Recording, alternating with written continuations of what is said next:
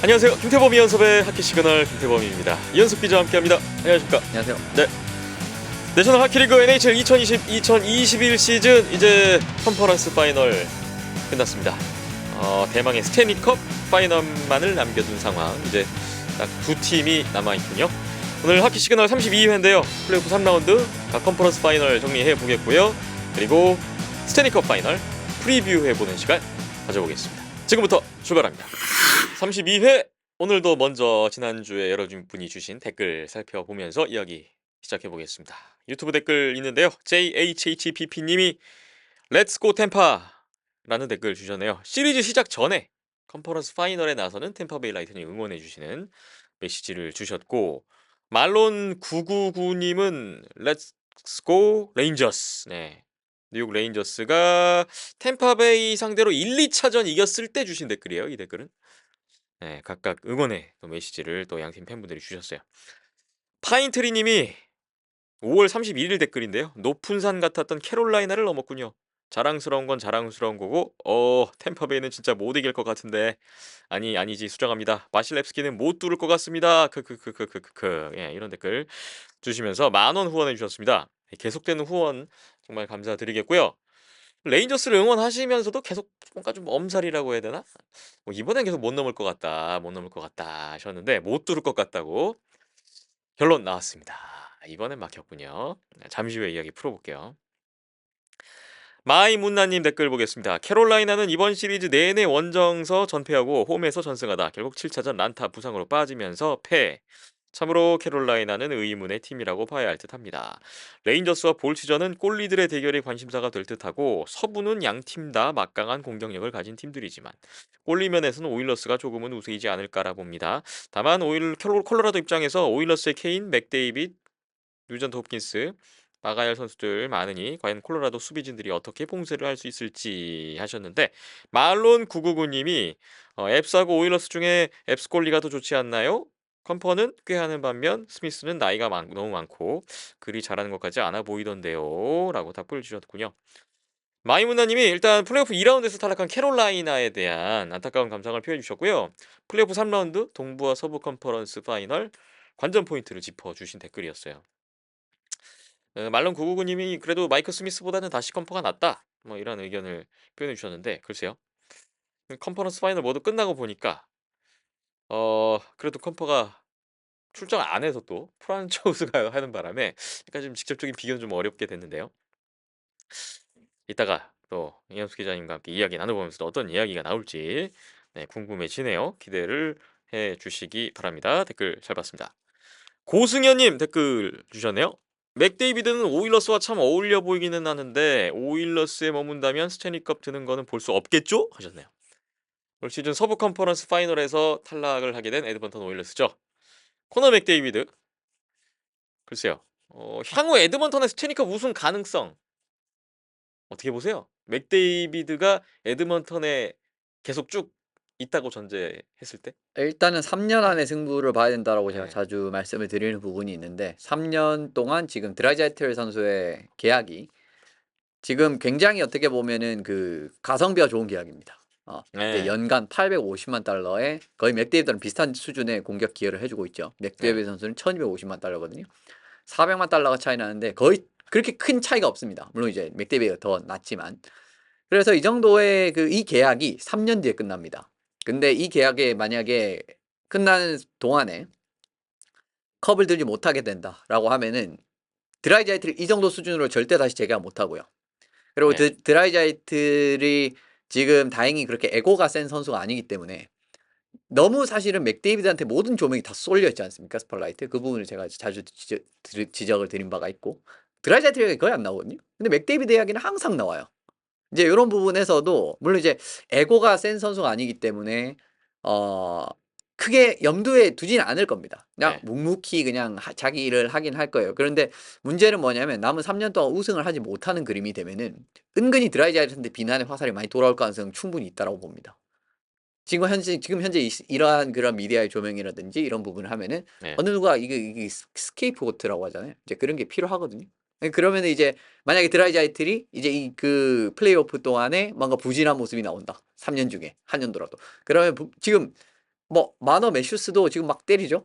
그 음. 토론토 미디어는 마너도 이제 작년에 이제 그 우승한 1라운드 탈락할 당시 올해는 이제 마너 매슈스에 대한 그런 비난이 조금은 덜했지만 예. 작년에는 마너 선수 그냥 뭐 트레이드를 해라니 뭐 이런 이야기도 있었습니다. 음. 드라이아도 비슷한 느낌의 그러한 가능성이 올 가능성이 크고요. 만약에 3년 동안도 이런 올해는 이제 잘했지만 만약에 좀 남은 3년 동안 좀 부진한 느낌이 이뤄지게 된다라고 하면은의 말씀이고 캡을 일단 더 많이 써야 된다라는 말은 다른 데 돈을 투자할 수가 없다라는 말씀을 드릴 수밖에 없는 거죠. 그렇기 네. 때문에 어 그 이후에 드라이자이트 계약이 커지게 된다라고 하면은 그때는 이제 뭐 드라이자이트 계약이 커지니까 다른 쪽에 더 쓸 수 있는 가용한 예산이 더 줄어들게 된다는 겁니다. 캡이 줄어들게 되기 때문에 어려워질 가능성이 그러면 커져요. 네. 현실적으로 3년 후에는 드라이자이틀과 맥데이비드 공존이 어려울 수 있다.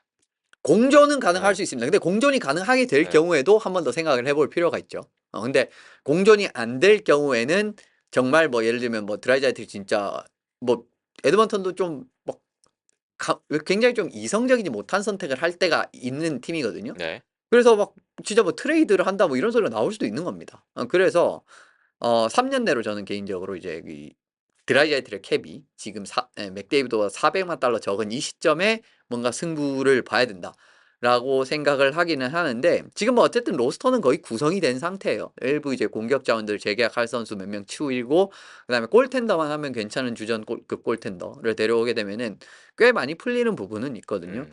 그래도 어쨌든 한 3년 정도 내에 확실한 승부를 보지 못한다면은 굉장히 이상한 느낌으로 흘러갈 가능성은 충분히 있다라고 보시면 되고 근데 뭐 또 몰라요. 그러니까 이제 오베치킨 선수도 어떻게 보면 정말 플레이오프랑 좀 연이 그렇게 있었던 선수가 아니었는데 결국은 이제 그 30살 시즌이었나? 그때 2018년? 그 당시에 또 네. 우승을 했었거든요. 그리고 이제 아이저먼 GM도 지금 GM이지만 옛날 디트로이트 레드윙스 있을 당시에 굉장히 늦은 나이에 우승을 했었습니다. 그렇기 때문에 뭐 에드먼턴에서의 제가 봤을 때 맥데이비드는 큰 불만이 없을 것 같아요. 뭐 스타 대우도 다 해주고 그다음에 뭐 성적도 어떻게 보면은 계속 끌어올라가고 있는 상황이잖아요. 뭐 네. 최근 2시즌 동안에는 플레이오프에 그렇게 좋지는 못했지만은 그래서 뭐 네, 뭐 오히려 맥데이비드는 크게 이제 남을 것 같은데 일단 드라이자이틀이 일단 3년 뒤에 그 운명이 어떻게 되게 될지라는 요런 부분도 한번 생각해 볼 필요는 있을 것 같습니다. 거기에 따라서 에드먼턴의 컵 우승 가능성까지 연결이 될 것 같네요. 그 정도로 말씀 들어보겠습니다. 다음 트윈스 LG님 댓글 주셨는데요. 토론토 스페자 선수 은퇴 결정에서 아쉬워요 하셨어요. 최근에 토론토의 제이슨 스페자 선수가 거의 20년의 그 NHL 커리어를 마감하는 은퇴 소식을 전했습니다. 박힘찬 PD와 같은 1983년생이던데 생일이 3일 차이밖에 안 나요? 이게 이 정도 나이면 좀 더 뛰어도 될 나이가 아닌가 저는 개인적인 생각을 하는데 박힘찬 PD는 고개를 절레절레 흔들고 있습니다. 좀 핫한 그 손석구 배우랑 동갑이거든요. 아직 스테니컵 우승도 못 해봤는데 그냥 여러 가지로 좀 저는 좀 아쉽더라고요. 그 스페차 선수 하면 이현숙 기자님 최애 팀이 오타와 예. 1라운드 2픽 출신인데 예, 프랜차이즈 예, 스타였습니다. 이제는 아니지만. 예. 그 좀 각별하시지 않을까도 싶은데 한 말씀 해주신다면 스페차 예, 선수에 대해서.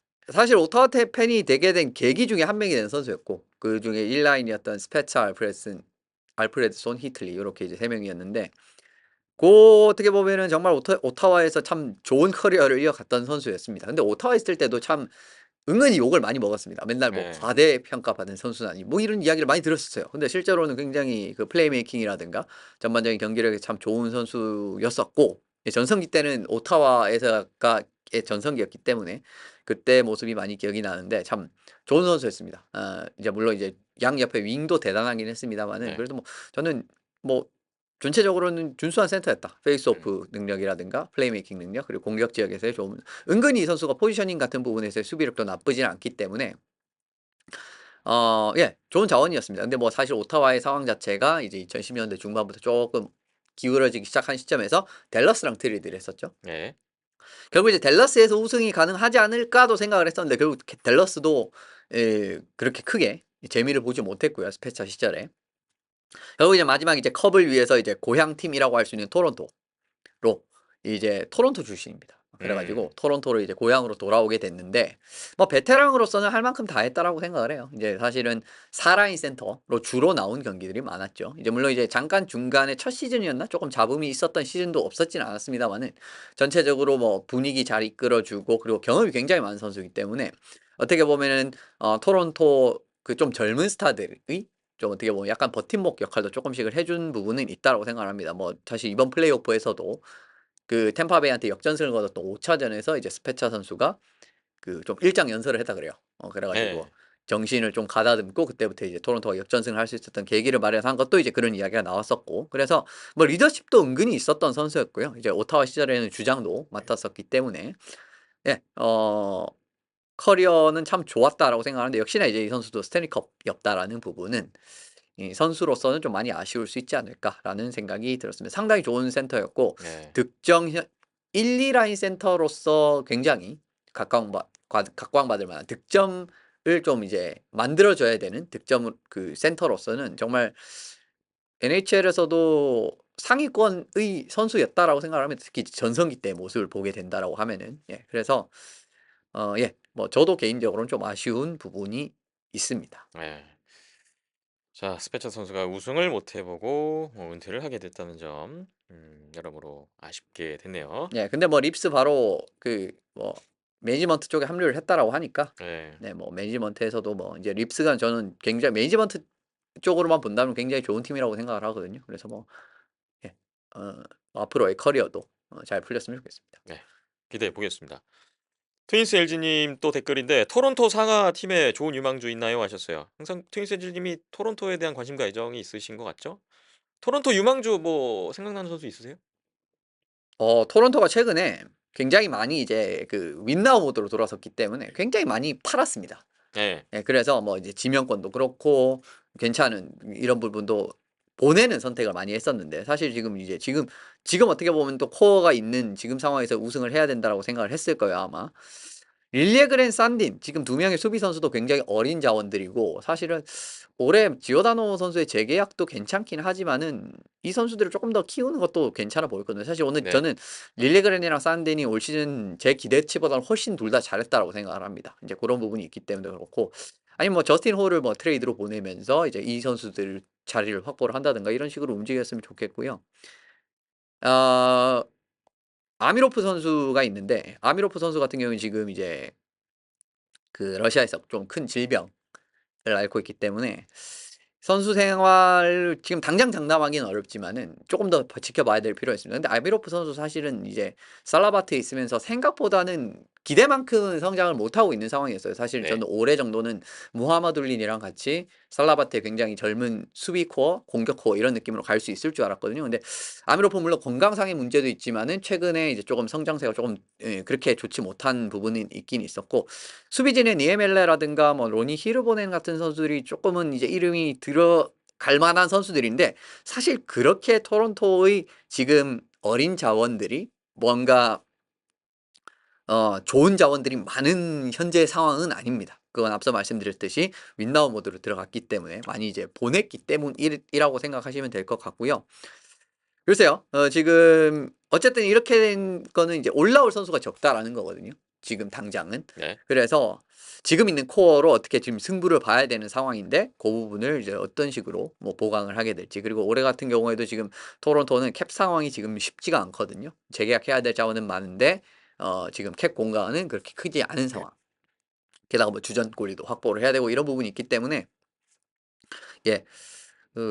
어떤 식으로 지금 팀을 꾸려 나갈지는 한번 더 지켜봐야 될 상황이지 않나라는 생각이 듭니다. 네. 트윈스 LG님 댓글 하나 더 보겠습니다. 올해 FA 대여는 누군가요? 하셨어요. FA 시장 뭐 곧 활발하게 움직일 텐데. 네. 네. 뭐 노릴 만한 선수 누가 있을까요? 너무 많죠 지금. FA는 지금 뭐 예브게니 말킨 선수도 이번에 FA로 나오고 그다음 크리스 르탕, 클로즈 지루, PK 수벤, 뭐 플레리 선수 나오게 되고요.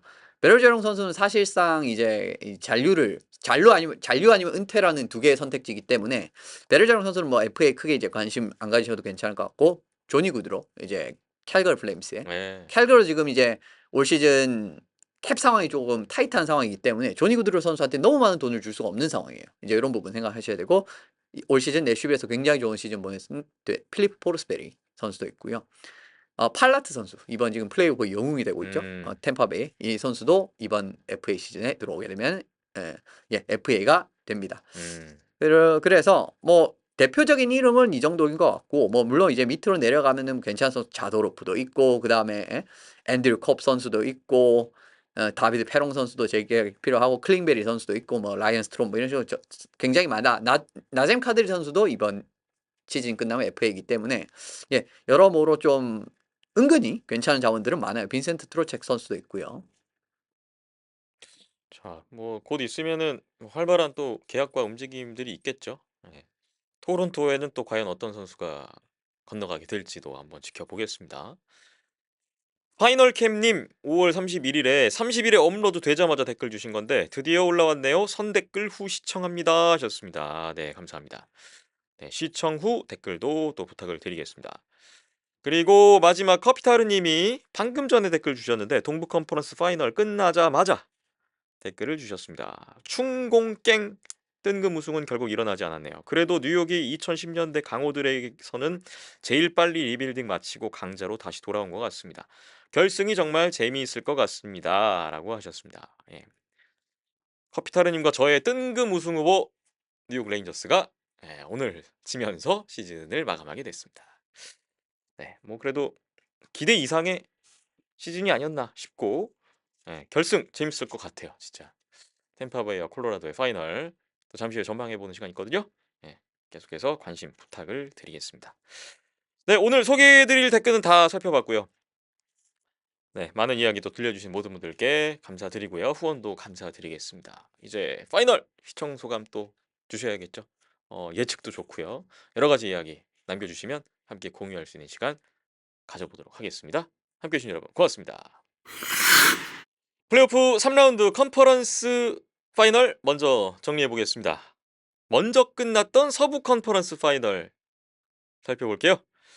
서부 컨퍼런스 파이널 센트럴 디비전 1위 콜로라도 애벌렌치 대 퍼시픽 디비전 2위 에드먼턴 오일러스의 대결이었습니다. 생각보다 너무 빨리 끝났어요. 4경기 만에 끝난 이 시리즈 정리해봅니다. 6월 1일 1차전 8대6 스코어였는데 여러가지 일들이 있었죠. 1피리어드의 초반에 콜로라도가 선제골을 내줬는데 뭐 직후에 바로 따로 잡았고요.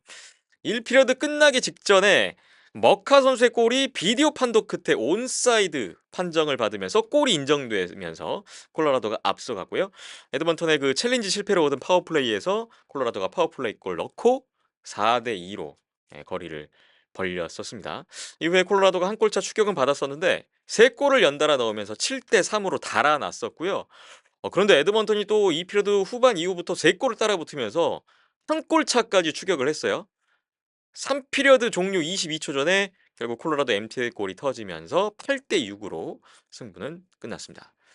1차전에 JT 컴퍼 선수 2골, 머카 선수 1골 2어시스트, 테이브스 2어시스트, 맥키넌, 란타넨, 란데스코그 세 선수가 모두 1골 1어시스트씩 기록을 했었던 콜로라도였습니다. 이날 콜로라도의 그 다시 컴퍼 골리가 27분여 만에 부상을 당하면서 교체로 나가게 됐었고 교체 투입된 프란초스 선수가 이후 남은 일정을 다 소화를 하게 됐어요. 에드먼턴은 마이크 스미스 선수가 이날 19세이브 6실점하고 2피리어드 초반에 교체 아웃됐던 경기였습니다. 난타전 후에 2차전 보겠습니다. 2피리어드 초반 한 2분 4초 사이에 콜로라도 레코넨, 맨슨, 란타넨 이 선수의 3연속 골이 터지면서 콜로라도가 3골차 앞서갔었고요. 3피리어드의 맥키넌 선수의 파워플레이 골까지 최종 스코어는 4대0 콜로라도의 승리였습니다. 이날도 1차전과 마찬가지로 유효 슈팅수는 콜로라도가 10개 이상 앞섰던 결과였고요. 2차전에서는 란타넨, 레코넨 1골 1도움씩 했고요. 카드리 선수가 도움 3개 있었습니다. 콜로라도는 2차전에 브라콥스키 선수가 결장을 했는데 브라콥스키는 3차전까지 결장을 했었고요. 결국 이제 프란초우스 골리가 2차전부터 선발로 나온 콜로라도인데 2차전에서 24세이브 셧아웃을 했습니다. 3차전 에드먼턴의 호흡으로 넘어갔습니다. 1피리어드 시작 28초 만에 맥데이비드 선수 선제골 이후에 콜로라도가 니추시킨 선수의 연속골로 역전을 했는데 에드먼턴이 3피리어드에 맥클라드 선수의 골로 동점을 만들었어요. 자, 동점 상황에서 3피리어드 중반에 에드먼턴의 슈팅이 골대를 맞고 나온 그 직후에 바로 JT 컴퍼 선수의 골로 동점의 균형이 깨졌고 마지막에 엠티넷 상황에서 란타넨 선수가 본인이 아주 값진 수비도 하고 엠티넷 골까지 넣으면서 4대2로 콜로라도가 승부를 마무리 지었습니다. 이날은 니추시킨 선수가 2골, 테이브스 선수 2도움 있었는데 콜로라도 카드리 선수가 경기 도중에 부상을 입으면서 이후부터 4차전까지 또 결장을 했었습니다. 에드먼턴은 드라이자이틀 2경기 연속 포인트를 올리지 못했고 맥데이비드도 2차전, 3차전 2경기 한 골에 그치는 조금은 아쉬운 그런 결과가 나왔습니다. 자, 4차전이 마지막 경기였죠. 이날도 골 많이 나왔는데요. 1피리어드 초반에 머카 선수의 파워플레이 골로 콜로라도가 앞서갔었고요. 2피리어드 들어가서 에드먼턴이 하이먼, 누전트 홉킨스 선수의 연속골로 역전을 한 뒤에 맥데이비드 선수의 파워플레이 골까지 3대1로 앞서갔었죠. 3피리어드 시작하자마자 테이브스 선수 추격골이 나왔지만 하이먼 선수가 다시 골 넣으면서 4대2로 에드먼턴이 2골 앞서가고 있었어요. 그런데 3피리어드 중반을 넘어서면서 콜로라도가 5분 49초라는 그 시간 동안에 3골을 연거푸 몰아쳤고요. 5대4로 역전이 됩니다. 3피리어드 후반에 에드먼턴이 다시 동점골 넣고 5대5 동점. 결국 이제 연장으로 갔는데 1분 19초 만에 연장에서 결국 비디오 판도 거쳤습니다. 레코넨 선수의 골든골. 최종 스코어 6대5로 콜로라도가 연장승으로 4차전도 잡고 시리즈를 끝냈습니다. 자, 4차전 간단한 기록을 보면 레코넨 선수가 연장 골든골 포함해서 1골 2도움, 머카 선수가 1골 4도움 5포인트 했고요. 란데스코그도 1골 2도움 3포인트 했습니다. 에드먼턴도 드라이자이틀이 도움 4개, 맥데이비드 1골 2도움, 하이먼 2골, 뭐 해줘야 될 선수들은 해줬던 4차전이었는데 패배로 끝났고요. 이밴더 케인 선수가 출장 정지 징계로 4차전 나오지 못했습니다. 뭐 이런 기록들이 있었고 결국 콜로라도 애벌란치가 4연승 수입! 스테니컵 파이널에 진출했고요. 2001년 이후에 21년 만에 컵 우승에 도전하게 됐습니다. 에드먼턴 오일러스는 2006년 이후에 16년 만에 컨퍼런스 파이널 올랐던 건데 4경기 만에 수입당하고 시즌을 종료하게 됐군요. 네, 서부 컨퍼런스 파이널 4경기 간단하게 정리를 해봤습니다. 야, 이게 에드먼턴의 우세를 네. 점치셨었는데 이렇게 4판 만에 끝나는 또 놀라운 결과가 나왔습니다. 예. 어떻게 보셨습니까? 뭐 경기를 봤을 땐 그럴 만했습니다. 왜냐하면 저는 그래도 뭔가 화력전 같은 느낌으로 가게 된다라고 하면은 저쪽 골텐더랑 이쪽 골텐더가 결국은 기대치가 비슷하다라고 했을 때는 이제 퍽을 좀 잘 만지는 느낌의 스미스가 전방 압박 같은 부분을 이제 콜로라도의 전방 압박으로부터 시작하는 경기 양상을 좀 많이 흔들어 줄 수가 있기 때문에 빙턴이 네. 그랬던 것처럼 그 부분이 전혀 나오지 않았습니다. 오히려 퍽을 만졌을 때 턴오버가 더 많이 나왔고요. 그리고 기본적으로 이제 이 퍽을 만지는 능력이 괜찮은 스미스 골리이기 때문에 콜로라도 선수들이 뭐 억지로 이제 던판 이후에 전방압박 막 들어가가지고 이런 느낌으로 첫 번째 체커가 아무것도 못하는 이런 현상이 잘 안 나왔습니다. 오히려 이제 공격 지역에서 계속 그냥 퍽을 가지고 그냥 플레이를 하는 느낌으로 가다 보니까 네. 에드먼턴 수비진 같은 경우에는 안 그래도 에드먼턴은 수비진이 그렇게 강한 팀은 아니죠. 수비적으로 그렇게 완숙미가 있는 팀이 아니기 때문에 이 퍽 포지션을 하는 플레이에 대해서 전혀 해답을 찾지 못하면서 그냥 휘둘리기만 했습니다. 이런 부분에서도 전체적으로 이제 처음 시리즈부터 게임이 조금 뒤틀리는 부분이 있었고 그러니까 퍽을 공격 지역에서 계속 소유를 하면서 플레이를 하는 과정에서 덤프라든가 이런 부분은 할 필요가 없는 거죠. 네, 근데 세인트루이스 같은 경우에는 워낙 이제 공격수들도 그렇고 체킹 능력이 워낙 좋은 선수들이 많다 보니까 이제 뭐 강제로 좀 덤프를 해가지고 뭔가 게임을 풀어야 되는 상황이 나오는데 그냥 에드먼턴의 수비진이나 공격진 같은 경우는 그렇게 수비적인 성향의 선수들이 그렇게 많지 않다 보니까 그냥 콜로라도 선수들이 그냥 퍽을 가지고 그냥 지역을 진입을 해버리면 이거를 네. 막아낼 수가 없었습니다. 이런 부분에서도 아무래도 좀 에드먼턴의 더 약했던 수비가 이런 부분에서 좀 문제가 나오지 않았는가라는 생각이 들고요. 요소요소마다 좀 이제 느슨한 플레이 같은 부분은 더 말씀드릴 필요가 없고 이런 부분에서 끝까지 정신을 끝까지 이 방심을 하면 안 되는데 예를 들면은 그 부샤르 선수의 컴퍼 선수의 그 3차전 결승골도 딱 그런 느낌이었거든요. 마지막에 어떻게 보면 파워플레이가 끝나는 그림에서 슛을 붙였을 때 단점인 경우에는 물론 이제 슛을 시도를 했을 때 당연히 들어가면 굉장히 좋지만 슛을 시도를 했을 때 강한 슛을 시도를 했을 때 미스를 할 경우에는 은근히 이게 퍽이 이상하게 튄 이후에 반대쪽으로 빠진다든가 상대방에게 굉장히 그 포지션이 넘어가는 케이스들이 있습니다. 그런데 시간이 끝나가는 상황이었거든요. 근데 그 시간이 끝나가는 상황이니까 당연히 페널티 박스에선 선수가 나올 수가 있는 상황이죠. 네. 이렇게 되면은 이런 판단도 좀 신중할 필요가 있었는데 부샤르 선수가 이 파워플레이 들어오게 되면서 조금 슛을 붙이는 선택을 했어요. 근데 슛을 붙이지 말고 반대쪽에 드라이자이트를 봤으면 드라이자이트를 완전히 오픈 찬스였기 때문에 굉장히 좋은 찬스가 나올 수가 있었는데 약간은 마음이 급했는지 모르겠지만 좀 서두르는 선택을 했다가 결국은 이제 게임을 그르친다든가. 근데 이런 식으로 조금만 이제 그 물꼬를 열어주면 얼마나 무서운 결과를 초래하는지 저희는 이전 시리즈에서 많이 보지 않았습니까? 콜로라도 에벌런치. 이런 부분에서 이제 에드먼턴의 약한 그러한 좀 수비진이 좀 구멍이 아주 크게 계속 나오는 경기들이 많으면서 좀 전반적으로 흘러가는데 아쉬운 그런 흐름 자체가 있었어요. 물론 이제 이 전체적인 시리즈로 봤을 때 영 맥없이 진 경기들은 아니었죠. 2차전을 제외를 하면은 뭐 나름 이제 동점을 만드는 그림 자체도 있었고 그다음에 1차전 같은 경우에도 이제 꾸역꾸역 계속 따라붙게 되면서 7대 6까지 뭐 사실상 7대 6으로 진 거나 마찬가지였잖아요. 저는 사실 1차전의 그 경기 결과와 내용을 보고 이 정도면 에드먼턴이 또 캘거리전 때처럼 그죠. 괜찮겠는데라는 좀 희망을 봤거든요. 네. 사실 또 컴퍼 선수가 부상으로 빠지는 그림도 있었고 그렇죠. 뭐 여러 가지 정황상. 예. 그런데 또 2차전 또 이렇게 또 2차전을 달라질 줄 몰랐어요. 완패를 예. 했고 3차전 같은 경우에도 결국은 좀 이제 마지막 느슨한 플레이에게 컴퍼 선수한테 역전골 허용한 부분이라든가 4차전도 결국은 뭐 마찬가지였거든요. 이게 3대 1로 리드를 잡고 그리고 4대 2로 또 리드를 한번 벌렸음에도 불구하고 이거를 순식간에 3피리어드에 또 여러 번 이제 골을 실점을 하게 되면서 네.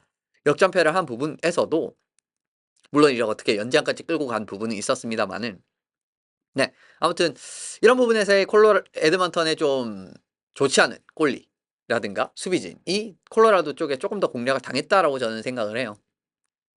그 과정에서 사실은 저는 1차전 무너졌을 때 코스키넨을 적어도 2차전에는 기용을 했어야 했다라는 생각을 뒤에 좀 하게 되더라고요. 네. 자연스럽게. 왜냐하면은 구원 등판한 이후에 코스키넨 선수의 경기를 굉장히 괜찮았거든요. 그 1차전 이후에. 구원 등판한 이후에 경기를 괜찮았습니다. 사실은 캘거리전에는 2차전에 쓰지 않은 건 이해가 됐어요. 왜냐하면 캘거리전에 1차전에 무스미스 무너지고 구원 등판했는데 코스키넨도 별로였거든요. 이렇게 되면 2차전에 기억을 못하는 느낌이 나오는데 이러면은 2차전에는 사실은 코스키넨 정도 한 번 정도 기회를 줘봐도 괜찮은 상황이었어요. 그만큼 1차전 경기를 괜찮았거든요. 네. 이런 부분에서도 우드크로프트 감독이 아무래도 이 스미스를 쓰는 게 더 좋겠다라고 생각했던 부분이 지금 시리즈에서는 독이 된 것 같습니다. 오히려 이렇게 이제 생각이 들고 반면 이제 콜로라도 같은 경우는 1차전에 있던 컴퍼 선수가 이제 좀 헬멧 쪽에 계속 이제 충격이 몇 번 오게 되면서 경기를 이탈하는 상황이 나왔는데 프란초우 선수가 등판을 해서 사실은 전체적인 퍼포먼스로 봤을 때는 아주 좋았냐라고 하면 그렇진 않았어요. 그러니까 아주 정말 철벽에 가까운 모습을 보여주면서 완벽한 경기력이냐라고 하면은 2차전을 제외하고 있는데 사실 그렇지는 뭐 않았습니다. 기록 자체도 평범합니다. 네. 네. 그런데 스미스는 딱 막아줘야 될 타이밍이 계속 뚫리는데 프란초스는 어떻게 억지로 뭔가 넘어가게 돼요. 한 번 더 뭔가 이제 그 세이브를 하는 느낌으로서의 뭔가 리바운드 찬스 부분에서도 그렇고 그런 부분에서 이제 또 차이가 나기 시작을 하면서 결국 이제 그 골리진에서도 저는 오히려 이제 그 콜로라도가 훨씬 더 재미를 보는 이런 상황이 프란초스 나오게 대 됐죠. 스미스 대결에서 프란초스가 그렇죠. 나았다. 네. 이런 결론입니다. 그런 결론도 말씀을 드릴 수가 있고 맥데이비드랑 드라이자이트를 결국은 기용을 하는 과정에서 조금은 약간은 이제 이 우드크로프트 감독이 이거 어떻게 보면 또 장점이라고 말씀드릴 부분 지난 시리즈 승리라고 할 수 있었던 부분은 유연하게 이제 어떻게 보면 라인을 가져간다라는 부분은 굉장히 좋다라고 볼 수가 있는데 네. 좀 기로에서 좀 망설인 부분은 있어요. 그러니까 2차전 같은 경우에서도 공격이 좀 안 풀리기 시작을 한 시점에 2차전 같은 경우에 처음부터 드라이자이트랑 맥데이비드 1, 2라인 센터로 분산을 시켜서 나왔습니다. 이제 이 부분 같은 경우에는 아무래도 1라인에 맥데이비드랑 드라이자이트를 올라왔을 때 콜로라도 선수들이 그냥 이제 공격 지역에서 몰아붙이면서 포제션 게임을 해버리니까 1라인 선수 2명을 집중했을 때는 우리 1라인 선수들이 나왔을 때 뭔가를 해야 되잖아요. 공격적으로. 근데 오히려 그런 그림은 나오지 못하면서 계속 얻어맞는 그림만 나왔었거든요. 1차전 그림. 그런 그림이 굉장히 초반에 많이 나왔습니다. 네. 이 부분을 의식했는지는 모르겠지만 2차전부터는 드라이자이트랑 맥데이비드를 분산을 시켰어요. 그래서 실제로 이제 뭐 슈팅 수라든지 이런 부분의 공격 전개를 보시면 그렇게 나쁘진 않았습니다. 그런데 결국은 골을 넣는 능력 자체에서는 이 두 명을 분산시켰을 때 힘은 당연히 빠질 수밖에 없었고 그 부분에서 이제 득점을 하지 못하고 패배를 했죠. 근데 이 부분에서도 경기를 봤을 때는 조금 일찍 다시 붙였어야 됐거든요. 근데 네. 이거 붙이는 타이밍도 조금은 늦었고요. 이런 부분에서 조금은 아쉬운 부분이 나오지 않았는가. 결국 이제 3차전부터는 다시 붙이면서 경기를 임했습니다만은 경기 양상 자체는 괜찮았지만 말씀드린 그런 이제 조금의 구멍 결국 이제 나기 시작하면서 패배를 하지 않았는가라는 생각이 들었고 예, 란타넨 선수가 좀 더 잘해줘야 될 필요가 있다고 말씀을 드렸는데 란타넨 선수 이번 시리즈 상당히 괜찮았습니다. 이현수 기자님이 뽑은 그 콜로라도 입장에서 시리즈 승리 필요 조건이 바로 란타넨이 분발해야 예, 된다. 이건데 란타넨 그 잘했어요 말씀드렸죠. 이번 예, 시리즈. 진짜 잘했습니다. 네. 그래서 사실은 란타넨 선수가 이번 플레이오프 때 그때로 말씀드리지 못하고 있는 건 아니었거든요. 근데 딱 메슈스 같은 느낌이라고 말씀드렸죠. 그러니까 뭔가 중요한 시점에 이 선수가 골을 넣어주고 확실하게 차이를 벌려야 되고 마무리를 하고 이런 능력을 보여줘야 되는데 란타넨 선수가 이번 플레이오프 때 그런 모습이 별로 안 나왔었단 말이에요. 2라운드를 거치면서. 그래서 저쪽엔 드라이자이트랑 맥데이비드라는 것이 정말 어떻게 보면은 신계에 근접한 선수들이 정말 공격을 미친 듯이 이끌어 나가는 과정에서 너무 맥키넌한테 짊어지는 힘이 짐이 너무 많이 짊어지게 된다면은 자연스럽게 이건 어렵게 갈 수밖에 없거든요. 그 과정에서 결국 이 란타넨 같은 선수들이 진짜 중요 승부처에서 골을 넣고 이런 활약이 중요한데 이번 시리즈에서 4경기에서 4골 넣게 되면서 중요 부분에서 이제 톡톡히 활약하는 모습 보여줬고요. 1, 2라운드 10경기에서 한 골밖에 없었는데 이번 시리즈 4경기 4골.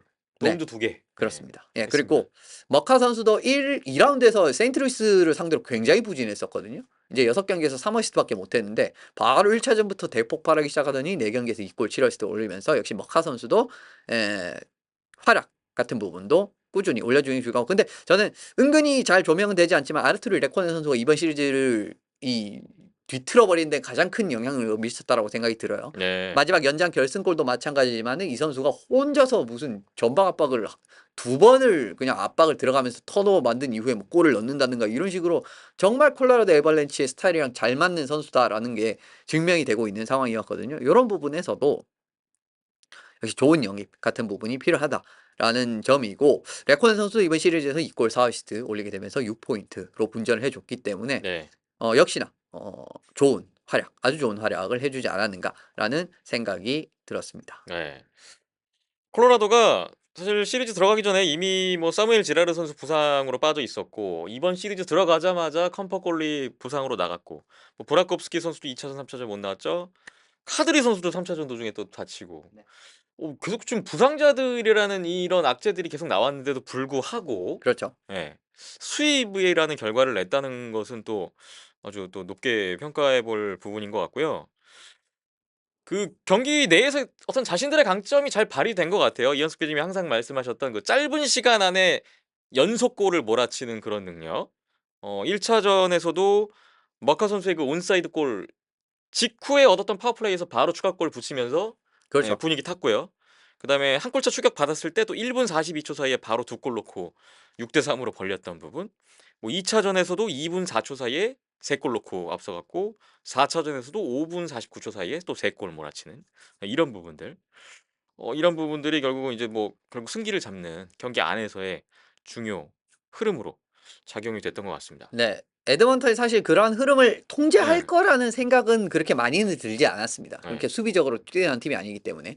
근데 에드먼턴이 그렇게 콜로라도 그렇게 이득을 본 만큼 에드먼턴도 화력이 지금 정말 맥데이비드랑 드라이자이틀이 이렇게 거의 피크 수준으로 올라와 있는 상황이기 때문에 저는 이런 식으로 맞펀치를 칠 수 있을 줄 알았거든요. 근데 그게 네. 칠 수 있었던 경기가 거의 없었어요. 실제로 에드먼턴은 리드를 잡으면은 금방금방 따라잡히고 금방금방 역전을 당하는 느낌으로 경기가 많이 치러졌었고 네 그러면 이제 이 에드먼턴도 마찬가지로 이제 다시 따라붙고 역전을 하고 그런 그림이 되는데 결국은 뭐 역전까지 가는 그림 자체가 나오는 그림이 한 4차전 정도 돼야 겨우 그런 느낌을 만들었었거든요. 네. 4차전에서 결국 3대1 리드 잡은 한 번.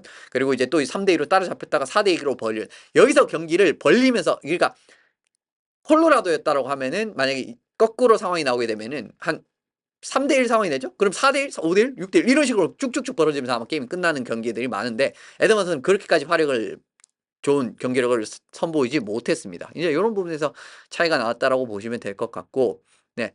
에, 그러면 이제 에드먼턴이 이기려고 하면은 실점이라도 그러니까 이렇게 몰아칠 때 뭔가 막아내는 모습이라도 시리즈에서 나와야 될 거 아니겠습니까? 우리가 네. 어떻게 보면 공격력이 조금은 부족한 모습이 나오게 된다라고 하면은 근데 그런 것도 보여주지 못했습니다.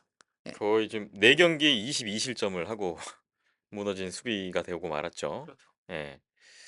그리고 그 뭔가 콜로라도가 이번 플레이오프 들어와서 좀 운이 따르고 있다라는 말씀을 아, 예, 드렸는데 맞습니다. 아까 이번 그 에드먼과의 시리즈에서도 저는 그 약간 요소마다 그런 게 좀 느껴지는 부분들이 있었는데 물론 이 막강한 경기력, 실력도 실력인데 뭔가 이게 좀 되는 팀인가?라는 그죠? 생각도 드는 게 일단 1, 2라운드에서 상대의 그 핵심 골리들이 부상으로 나갔다는 그래서 점에 불구상으로 이어서 예. 나가면서 쉽게 올라왔죠. 네. 이번 그 컨퍼런스 파이널을 보면 사실 1차전에서 머카 선수의 그 온사이드 골, 그 논란이 됐던 그 골, 그걸로 리드를 잡고 챌린지로 인해서 파워플레이에서 또 바로 또 흐름을 잡았잖아요. 그러니까 이게 에드먼턴 입장에서는 그냥 머커 선수에서 그냥 평범한 실점하는 게 나았을 걸 그랬어요, 그죠? 차라리. 그냥 예. 챌린지를 안 한 느낌으로 그냥 예. 실점을 했으면은 오히려. 그죠? 근데 그러니까 거기서 한 점 차 정도 수준으로 예. 끝났을 수 있죠. 근데 이게 바로 그냥 파워플레이까지 연결이 되면서 이게 흐름이 넘어가 버렸다는 점도 있었고.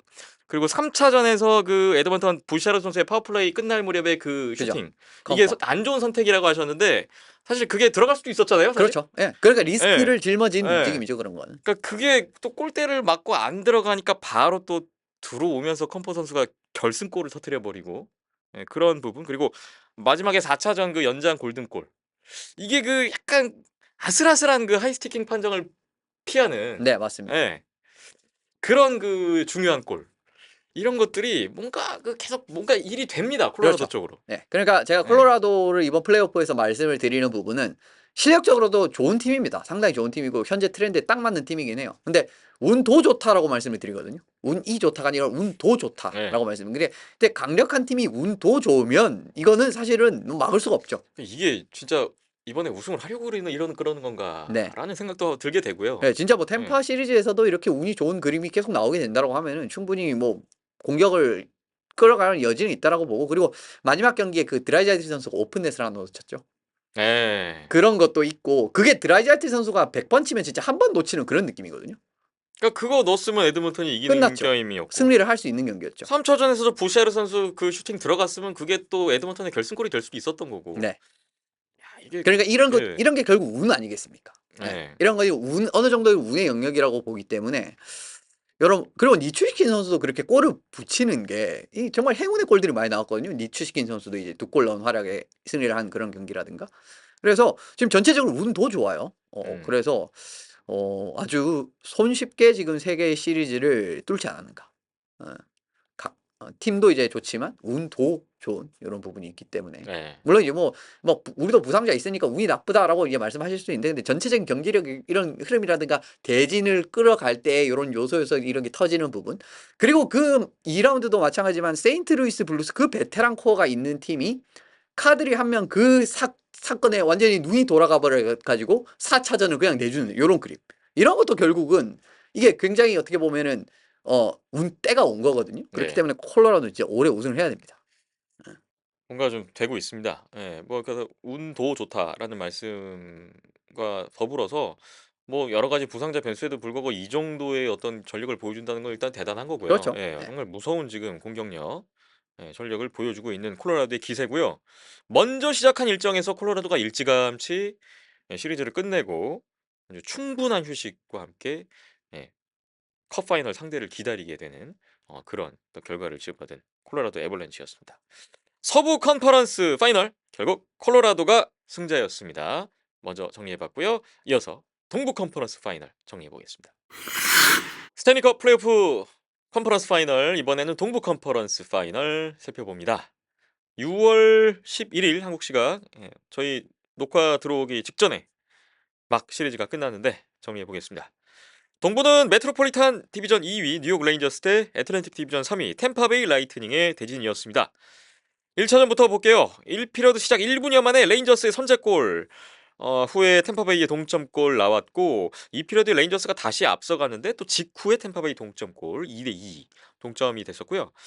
이후에 레인저스가 히틸 선수의 연속골이 터지면서 4대2로 앞서갔는데 3피리어드 시작하자마자 추가골에 또 파워플레이 골까지 더하면서 추격권에서 벗어났습니다. 최종 스코어 6대2로 뉴욕 레인저스의 1차전 승리였습니다. 템파베이가 이번 플레이오프 6연승이 끝났던 패배였고요.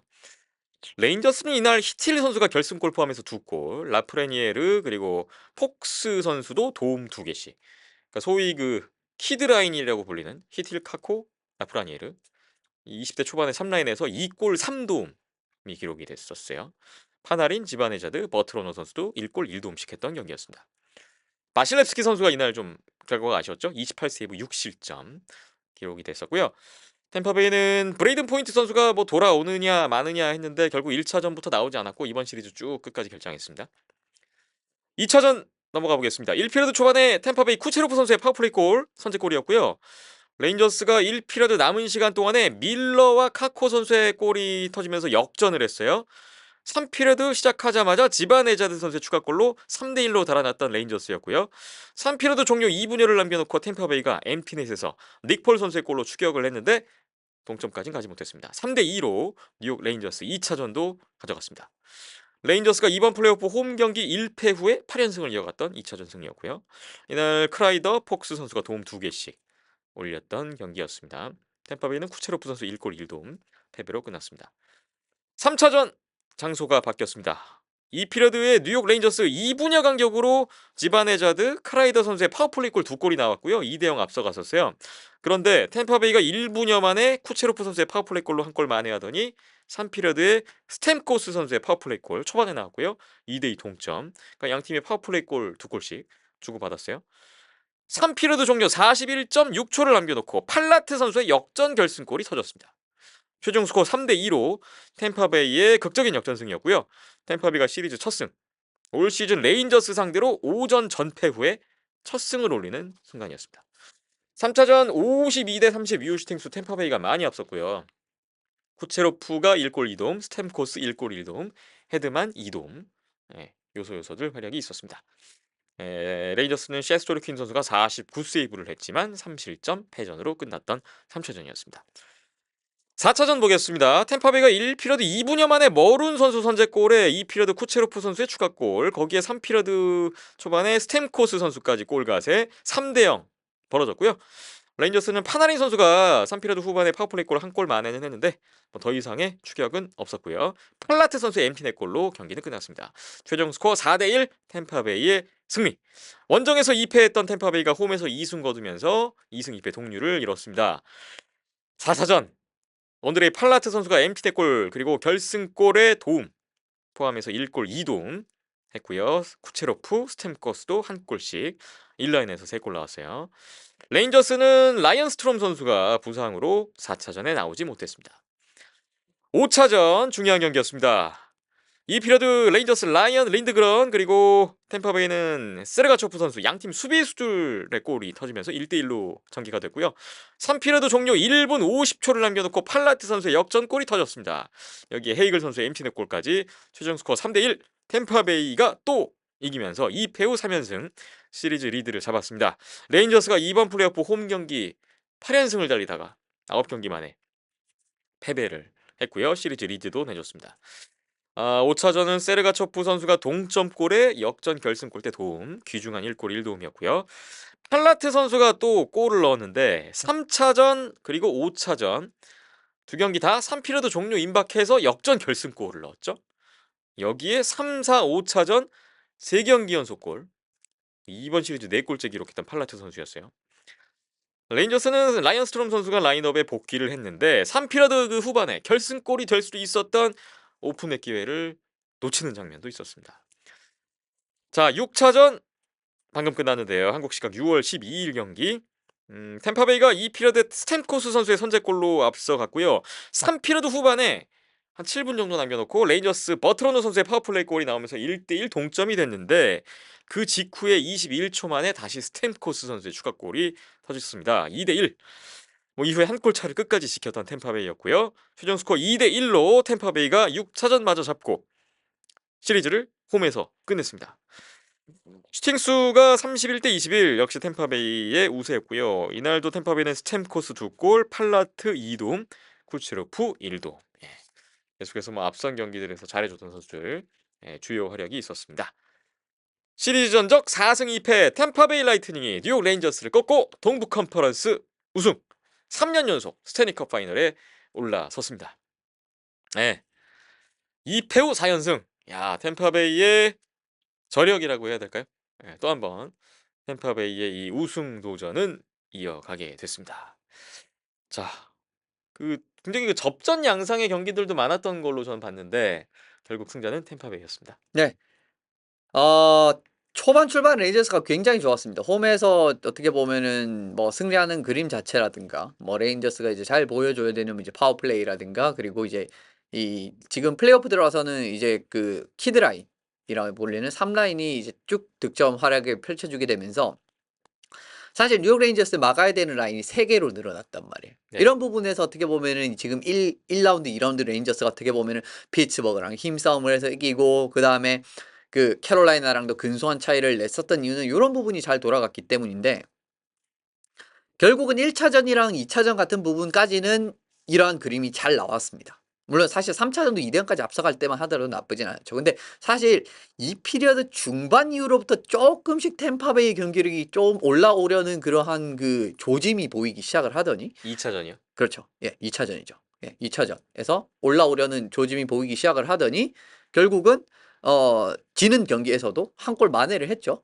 3대2로 졌잖아요. 이제 그 과정에서도 이제 폴 선수가 이렇게 또 집어넣으면서 한 점 만회를 하는 장면이 있었고 네. 그 뒤로부터도 이제 3차전 같은 경우에서도 이제 파워플레이 2골 내주면서 0대2로 뒤지는 국면이 있었는데 또 이제 파워플레이 2골을 이쪽도 집어넣게 되면서 만회를 하는 부분에서는 거의 이제 그때부터는 완벽하게 돌아온 느낌이 아니었는가라는 생각이 들었습니다. 그래서 이제 마지막에 또 이제 팔라트 선수의 결승골 같은 부분도 그랬었고 그래서 1차전 출발 같은 부분이라든가 잘 공략을 하고 2차전도 어떻게 보면 장점이 레인저스가 거기까지는 새 라인도 잘 돌아가고 그다음 파워플레이도 득점이 정말 생각만큼 그렇게 따박따박 나오기 시작을 하고 그다음에 승부처에서 이제 키드라인 선수들도까지 활약을 해주는 모습이 나오면서 분위기를 잡는 느낌이었는데 결국 이제 사실은 2차전도 이제 그 2피리어드 중간부터 조금씩 꼬이기 시작을 하는 부분이 있었단 말이에요. 이제 이런 부분이 이어졌는데 어쨌든 그 좋은 장점은 잘 발휘가 되면서 승리까지는 이어갔었죠.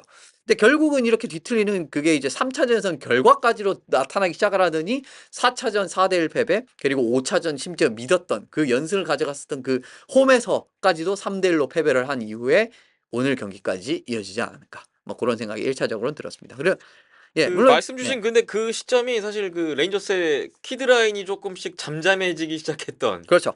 그 타이밍이었고 네. 사실 그 2차전 2피리어드 중반이라고 말씀하셨던 그 이후를 쭉 보면 사실 레인저스의 득점력이 파워플레이 이외에는 지금 답이 없는. 예, 제대로 뭐 돌아간 게 없죠. 예. 파워플레이 이외에는. 파워플레이는 그래도 이제 따박따박 기회로 만들어 골로 만들어 놓고 이것까지는 괜찮았는데 뭐 이번 스트렝스라든가 그런 데서는 크게 재미를 보지 못했습니다. 이제 3차전부터는 오히려 이제 템파베이 쪽에서 그동안 하던 이제 11명 공격수, 7명 수비수가 아니라 12명 공격수, 6명 공격수 딱 도입을 하기 시작하면서 2라인, 3라인을 그냥 탄탄하게 강화하는 선택을 해버렸거든요. 네. 그 과정에서 이제 뉴욕 레인저스의 그 득점 라인 3개 중에 2개가 타이트하게 이제 묶이는 그런 그림이 되는 그림으로 갔으니까 자연스럽게 어려워질 수밖에 없었다는 겁니다. 3개의 득점 라인을 자랑하는 팀이 상대방이 그 미들 식스를 탄탄하게 그 조직을 하는 그 과정에서 2개의 라인이 지워지는 상황이 나왔단 말이에요. 이븐 스트렝스에서 사실상.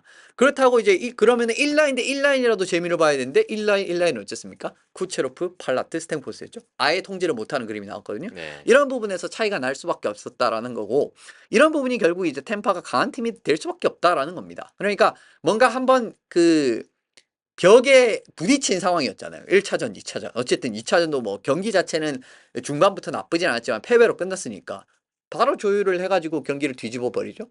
결국 플로리다전도 4연승이고 지금 뉴욕 레인저스전도 4연승으로 끝났습니다. 이런 느낌으로 압도적인 경기력을 보여주고 상대방이 이러한 그 카드를 들고 들어오면은 여기에 대한 맞춤 대응을 하고 이런 부분이 결국 이제 쿠퍼 감독이 오랫동안 어떻게 보면은 그 명장 반열이 될 수 있는 그리고 성과까지 잘 내고 있는 이런 이유이기도 합니다. 사실 이제 스탠리컵 이제 1819의 기억을 너무 짙게 갖고 계신 분들이 가끔 계신데 그거는 한 번 그냥 돌불에 걸려서 넘어졌다라고 생각하시는 것 같습니다. 사실 그 전에도 컨퍼런스 결승은 꼬박꼬박 갔었던 팀이었어요. 2015년에도 스탠리컵 결승 갔었고, 그 다음에 17년도였나요? 그때 피츠버그. 이제 두 번째 우승을 하는 그 시즌에서도 피츠버그 발목을 아주 그렇게 정말 탈락 직전까지 몰아붙인 팀이 템파베이였거든요. 동부 네. 결승에서. 그런 느낌으로 항상 이제 강력한 팀이었기 때문에, 그리고 뭐 결국 1920은 2021 이렇게 우승을 했고요. 2년 연속.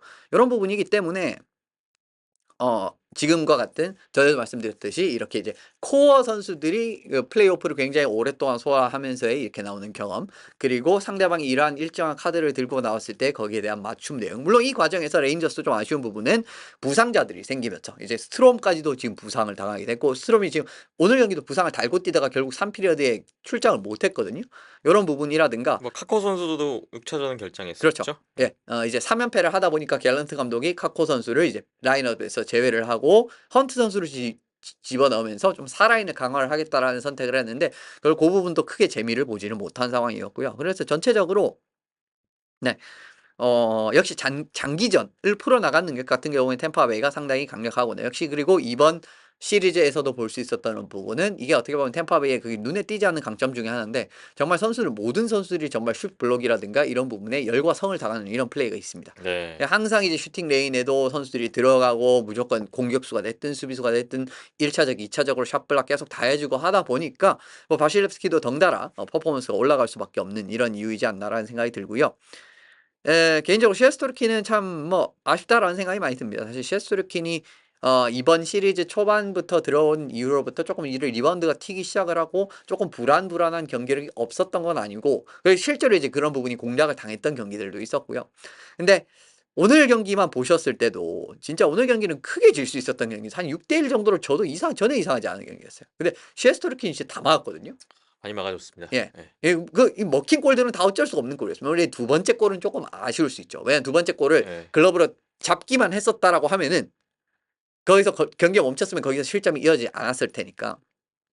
그건 좀 아쉬운데, 근데 거기서 이제 아쉬운 골 하나 실점을 했는데, 솔직히 말씀드리면 다른 그냥 일반적인 상황에서는 그냥 먹히는 골들을 4개쯤 막아줬어요. 제가 봤을 때. 그냥 기억만 나는 것만 해도 한 4개 정도는 막아줬습니다. 이제 이런 것만 생각을 해봐도 셰스토르킨 참 장했는데, 오늘은 결국은 전반적으로 공격진에서 좀 돌아가는 부분, 뭐 라인을 조금 조정한 부분도 어느 정도 영향이 있었을 거고요. 왜냐하면은 처음엔 라프레니에르 선수를 1라인으로 기용을 했다가 결국은 다시 3라인으로 내렸거든요. 네. 크라이더를 이제 그 3라인, 그러니까 그 히틸 크라이더 이렇게 이제 축을 두고 1라인에 라프레니에르랑 그다음에 지반자들 이런 식으로 축을 두는 선택을 했는데 별로 실효성이 없었습니다. 그래서 결국 다시 돌렸어요. 이제 이런 부분에서도 갤런트 감독은 이제 6차전에서 이제 좀 라인업의 변화로 재미를 볼 그런 심산을 가지고는 왔었습니다만 생각보다 그러니까 잘 풀리지 이븐 않았고요. 스트렝스에서 계속 안 되다 보니까 그렇죠.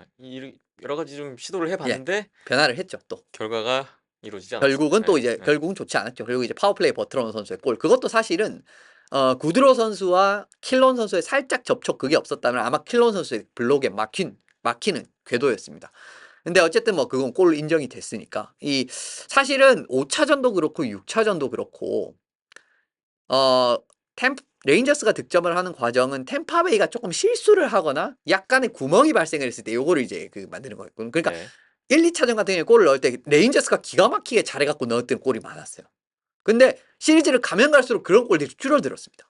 거의 없어졌어요. 사실 5차전 같은 경우에도 보고시언 선수가 림을 굉장히 느슨하게 돌리는 플레이를 하다가 결국 이제 반대쪽 사이드 린드그런 선수가 그냥 급하게 붙인 퍽이 들어가게 된 부분이었고, 오늘 경기도 이제 페이스오프 셋업 플레이인데 그 과정에서 구드로 선수와 살짝의 접촉이 그 킬론 선수가 이제 완벽하게 슛블럭을 들어오지 못하게 되는 그림이 나오게 되면서 결국 실점을 하게 됐단 말이에요.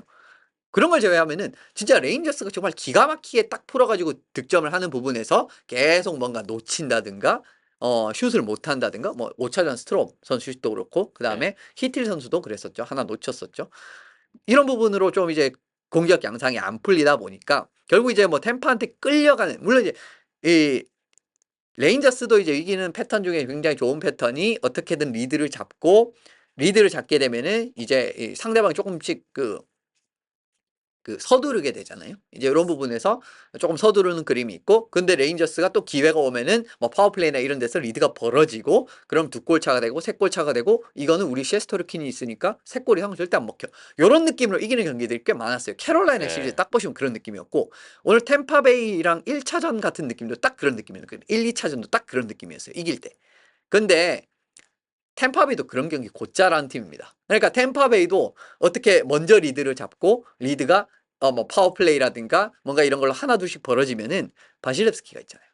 그리고 수비진은 템파베이가 레인저스보다 더 좋습니다.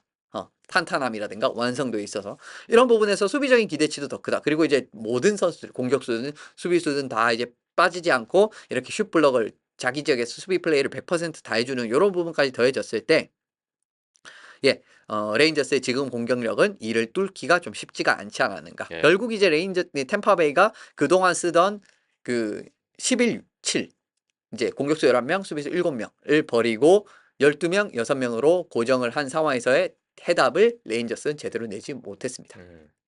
이 부분에서 결국 이제 시리즈가 템파베이 4연승으로 마무리되면서 결승으로 가는 이유가 되지 않나라는 생각이 드네요. 그렇군요. 레인저스로서는 2대0으로 앞서다가 그 역전패했던 3차전 패배가 좀 많이 아쉬울 것 같고요. 그렇죠. 결과적으로. 네. 그 경기 잡았다면 뭐 레인저스가 빨리 끝내거나 뭐 최악의 경우에도 7차전 홈에서 한 경기를 더 할 수 있었을 테니까. 그렇죠. 뭐 그 부분이 좀 아쉽게 3연패를 같고요. 했다고 해도 뭐 홈에서 한 경기 더 남은 상황이 됐겠죠, 아마. 네. 근데 뭐 라이언 리브스 선수가 그래서 3차전 전에 그런 이야기를 했습니다. 그러니까 이 템파베이 라이트닝한테 그 숨 쉴 틈을 주면 안 된다. 라는 이야기를 했습니다. 결국 3차전에 숨통이 트였고요. 결국 이렇게 이 경기가 결과가 이렇게 나왔기 때문에 참 뭔가 리브스 선수의 그 인터뷰가 좀 이제 의미심장하게까지 느껴지는 이런 느낌이 되게 됐고, 예. 바실렙스키 선수는 진짜 저는 오늘도 셧아웃으로 끝내나? 약간 그 생각을 했었는데 와, 바실렙스키 선수는 진짜 어떻게 위기의 순간에 이렇게 잘하는지 모르겠어. 이게 그 시리즈 후반으로 갈수록 네. 그러니까 점점 더 중요한 경기로 갈수록 더 견고해지는 견고해집니다. 네. 오늘 경기는 진짜 뚫릴 것 같지가 않은 느낌이었어요. 물론 이제 한 골 먹기는 했지만, 근데 뭐 사실 골리가 뭐 전체적으로 한 골 먹힌 게 그렇게 나쁘지는 않잖아요. 이런 부분에서도 야, 바실렙스키라는 진짜 이 확고한 카드가 올해도 정말 빛을 발하는 요런 이제 장면까지도 나오고 있기 때문에 템파베이는 점점 좋은 느낌이라고 말씀을 드릴 수가 있겠네요. 네. 마지막으로 저는 그 스탬코스, 쿠체로프, 팔라트 이 인라인 이야기를 좀 드리고 싶은데 뭐 팔라트 선수가 지금 정말 중요한 골들을 너무 잘 넣어줬고 스탬코스 선수 마지막 6차전에 또 2골 쿠체로프 선수가 뭐 종횡무진 지금 2라운드부터는 뭐 역시나 쿠체로프 네. 이런 느낌을 주는데 그 지난 시즌 때 제가 플레이오프 때 감탄하면서 봤던 쿠체로프 선수 플레이가 이제 좀 계속 나오는 것 같아요. 그 5차전 막을 때 수가 없습니다. 5차전 MT 골 때 그 어시스트 패스 정말 일품이었고 2차전부터 6차전까지 5경기 연속 포인트. 네. 네. 막을 수가 없습니다. 8포인트 했습니다, 이번 시리즈. 네. 이번 시리즈 8포인트고 지금 17경기에서 23포인트거든요. 네. 템파 내에서도 아마 최다 포인트일 텐데, 드디어 올해 만약에 우승을 하게 된다라고 하면은 진짜 콘스마이스 유력하다라고 생각이 들고요. 와, 쿠체로프 진짜 막을 수가 없거든요, 지금. 이거를 어떻게 대응할지가 좀 궁금하긴 하네요. 어떤 느낌으로. 네. 그래서 뭐 여러모로 쿠체로프가 휘젓고 다니면서 이제 스탬코스, 팔라트 선수까지 동반 같이 그렇죠. 그냥 막 살아나다 보니까 이게 뭐 템파베이가 계속해서 좀 흐름을 잡고 승리까지 이어지고 또 그런 결과들이 나왔던 것 같아요. 4승 2패로 템파베이 라이트닝이 레인저스를 따돌리고 또 컵을 들러 갑니다. 자, 이렇게 해서 이제 두 팀의 스테니컵 파이널이 성사됐는데요. 잠시 후에 프리뷰 해보겠습니다. 하키 시그널 32회 마지막 순서입니다. 내셔널 하키리그 NHL 2021-2022 시즌 스테니컵 파이널 전망해 보겠습니다. 이번 파이널은 콜로라도 애벌렌치 대 템파베이 라이트닝의 대결이 됐고요. 우리나라 시각으로 6월 16일 목요일 오전 9시에 1차전부터 시리즈 출발을 하게 됩니다. 이 두 팀 올 시즌 정규리그에서는 2번 만났는데 작년 10월 24일에 4대3 콜로라도의 슈트아웃 승리가 있었고요. 이날은 경기를 보니까 콜로라도가 골 넣고 앞서가면 템파베이가 계속 동점골 넣고 따라가는 그런 양상. 3대 3까지 그렇게 가다가 뭐 연장 이후에 슛아웃으로 콜로라도가 이겼었어요. 이날 맥키넌 선수가 1골 2도움, 란데스코그 1골 1도움, 머카 선수 2도움. 역시 뭐 인라인 중요한 선수들이 활약을 해줬던 콜로라도였고요. 이 경기에서 쿠체로프 선수는 결장했었습니다.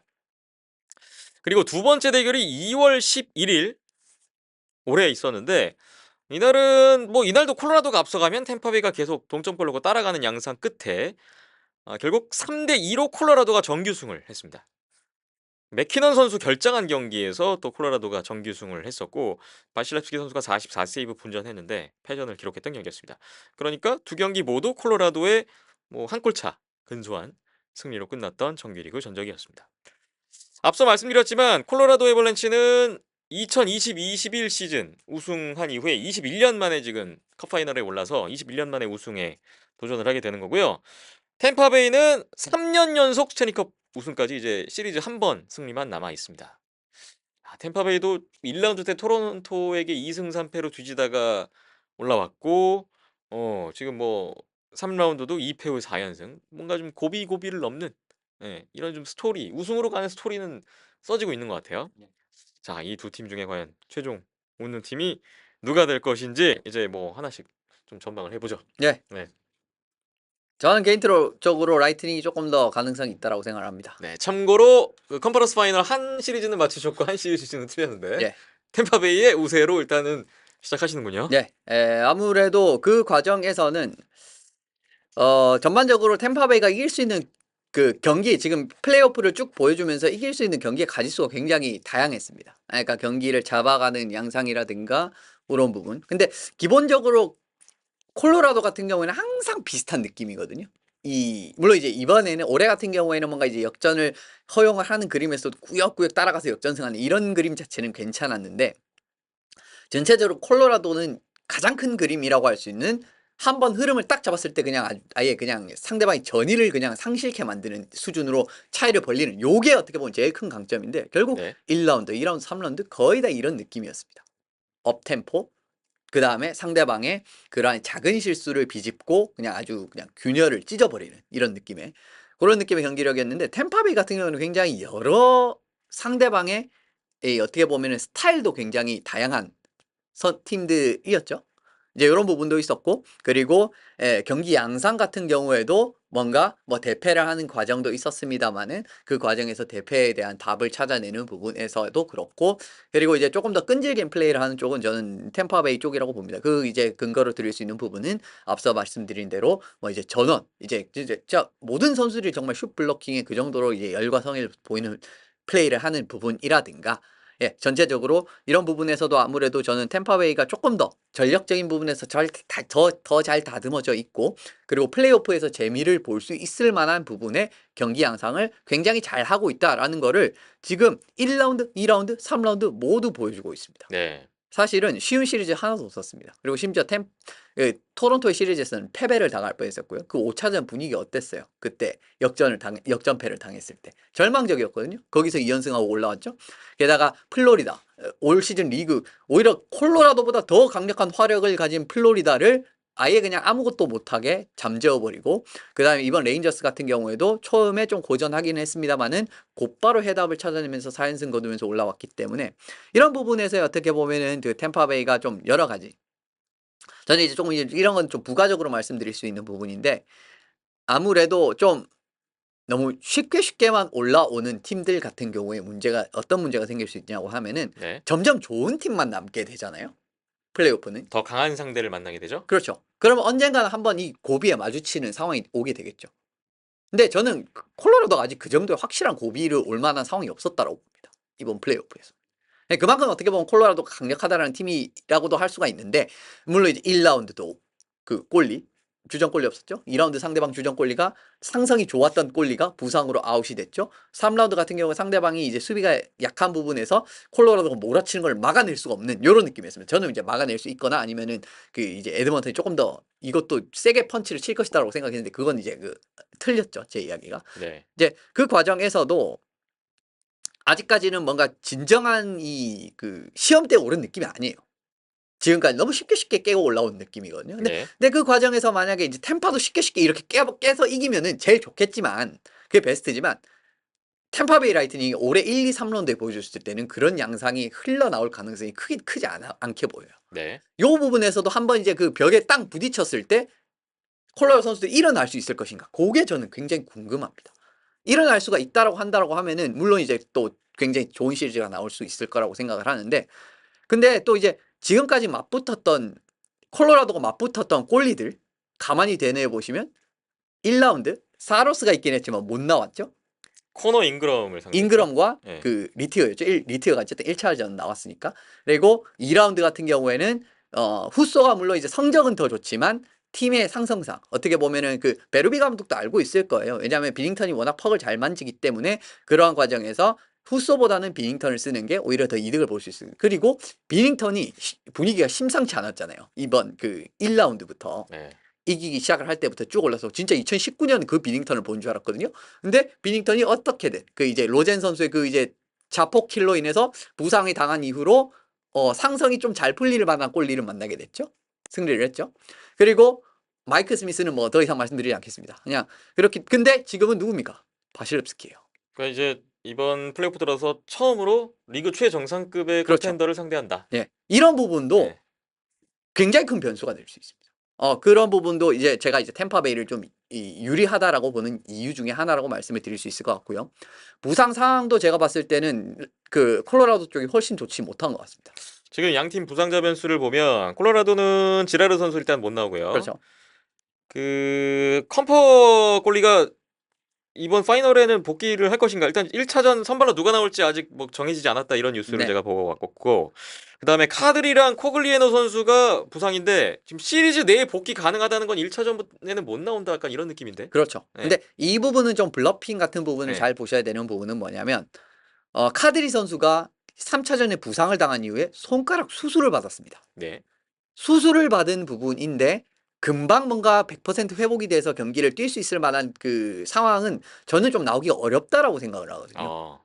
이런 부분도 그렇고 이제 코글레너 선수 같은 경우는 손에 이제 슛 블록을 당하게 되면서 그 뒤로부터 손을 잘 그 이제 악수할 때도 좀 슛 맞았던 손이 불편해하는 모습을 좀 보였단 말이에요. 네. 이런 부분에서도 카드리가 못 나오게 되는데 저쪽도 물론 이제 포인트 선수가 지금은 못 나오고 있는 상황입니다. 브레이든 근데 포인트가 마지막 시리즈에 나올 건가도 사실 관전 포인트입니다. 그렇죠. 네. 근데 포인트 선수는 지금 부상을 당한 지 시간이 꽤 지났어요.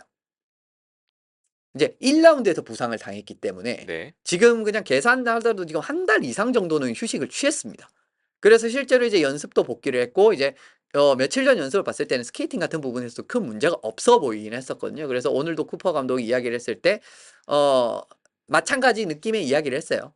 예, 그러니까 그 뭐 1차전은 아직까지는 모르겠지만 스테니컵 결승전에 복귀할 가능성이 높다. 근데 이제 제가 이제 부상을 당할 때는 말씀드렸지만은 사실상 포인트 선수도 이제 2020년에 스탬코스 선수가 그랬던 것과 유사할 가능성이 커요. 근데 둘 다 어떻게 보면은 부상자가 있고 중요한 선수들, 2라인 센터라고 할 수 있는 선수들, 사실 뭐 포인트는 1라인 센터지만 1, 2라인 센터라고 할 수 있는 선수들이 부상을 당했고요. 근데 이 부분에 대한 스탠리컵 결승의 복귀 가능성이 둘 다 지금 있는 상황이긴 하잖아요. 네. 근데 둘의 차이점은 부상을 당한 시점이 카드리 같은 경우는 굉장히 최근이라서 회복을 기대하기가 좀 어려운 시점이고 포인트 같은 경우에 지금 거의 한 달 이상을 쉬었기 때문에 회복할 가능성이 이쪽이 더 높은 게 사실이죠. 네. 이런 부분에서도 저는 부상자 같은 부분 그리고 이제 앞서 말씀드린 지라르 선수의 이탈 같은 부분도 있고요. 지라르 선수가 결국 이탈을 하면은 잭 존슨 선수가 투입이 됩니다.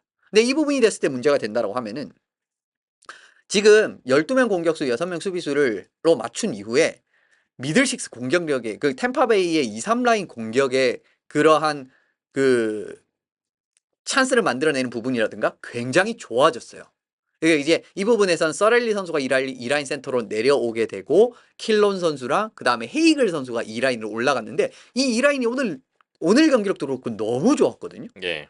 이런 부분에서도 사실은 득점을 만들어내는 그림에서 만약에 뭐 잭 존슨 선수라든가 이런 선수랑 시프트가 겹쳤을 때 뭐 실수가 나오고 이렇게 되면 그냥 이거를 또 골로도 만들 수 있는 유형의 선수들이기 때문에 이런 부분도 저는 전체적인 정황에서는 그 템파베이 라이트닝이 이번 결승전에서 조금 더 우세할 가능성이 크다라는 생각이 들긴 듭니다. 예. 물론 이제 콜로라도도 뭐 전혀 비빌 데가 없냐라고 하면 그건 아니죠. 왜냐하면은 템파베이 라이트닝의 올 시즌의 단점, 가장 큰 단점이라고 하면 경기별로 기복이 굉장히 클 때가 있어요.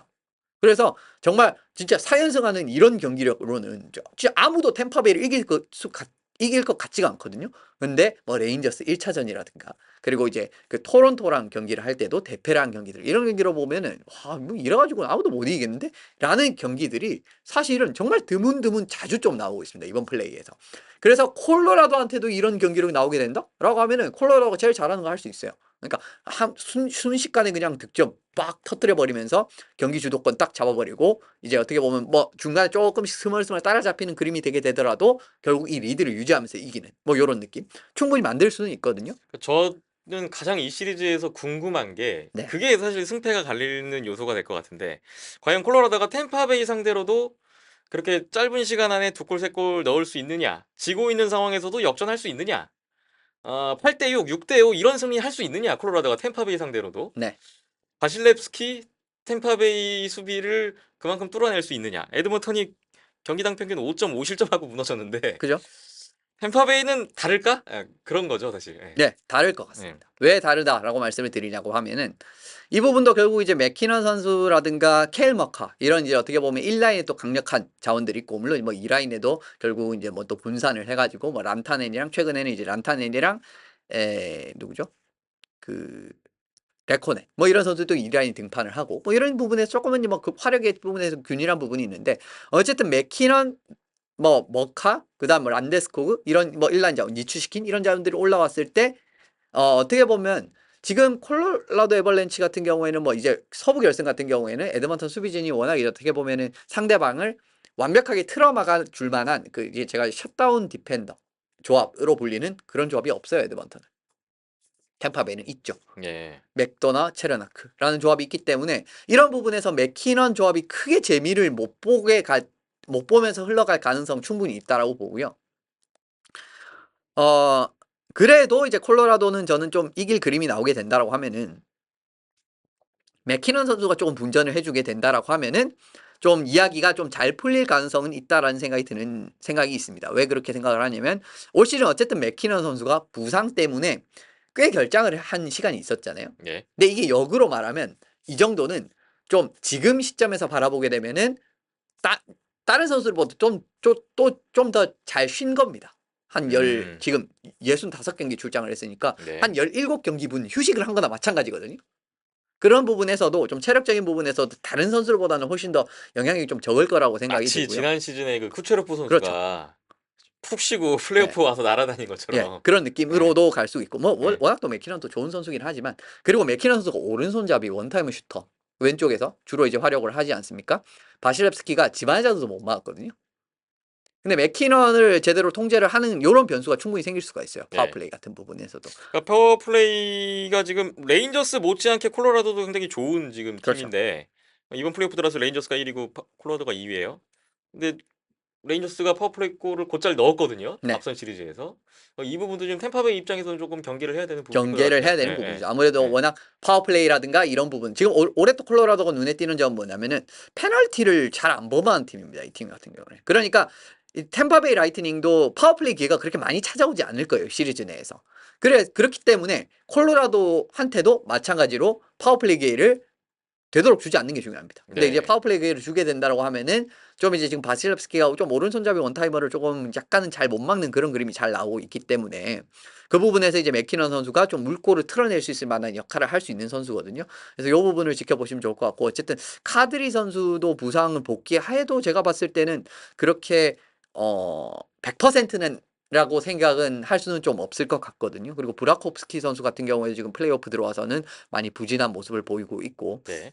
그래서 뭐 선수진의 지금 깊이라든가 근데 이제 저쪽 템파베이 같은 경우 지금 2, 3 라인이 지금 레인저스 전을 시작으로 쭉 좋아졌다라고 말씀을 드렸죠. 그래서 예. 드디어 좀 어려운 그런 이제 좀 도전을 콜로라도가 시작하지 않을까. 예. 그런 생각이 들었습니다. 3년 연속 우승이냐, 21년 만에 우승이냐. 좀 색깔이 다른 두 팀의 대결이라서 또 그런 측면에서 재밌을 것 같습니다. 예, 과연 어떤 승부를 보여줄지 기대를 해 보겠고요. 지금 뭐 경기 일정 보시겠지만 거의 뭐 하루 걸러 한 번씩 게임을 하는데 지금 1차전 끝나고 2차전 사이에 휴식일이 이틀이라는 점. 이 점은 좀 참고를 하시면 좋을 것 같아요. 네. 누가 먼저 4승을 거두고 올 시즌 스타니컵을 차지할 것인지 계속해서 관심 있게 지켜봐 주시고요. 저희도 다 보고 나서 다음 회에 또 한번 파이널 이야기 나눠볼 수 있는 시간을 준비해 보겠습니다. 하키 시그널 32회 오늘은 여기까지입니다. 댓글 참여, 네, 후원 항상 기다리고 있으니까요. 많은 성원을 부탁을 드리겠습니다. 저희는 스테니컵 파이널 소식 갖고 33회로 찾아뵙겠습니다. 오늘도 함께해 주신 여러분 고맙습니다.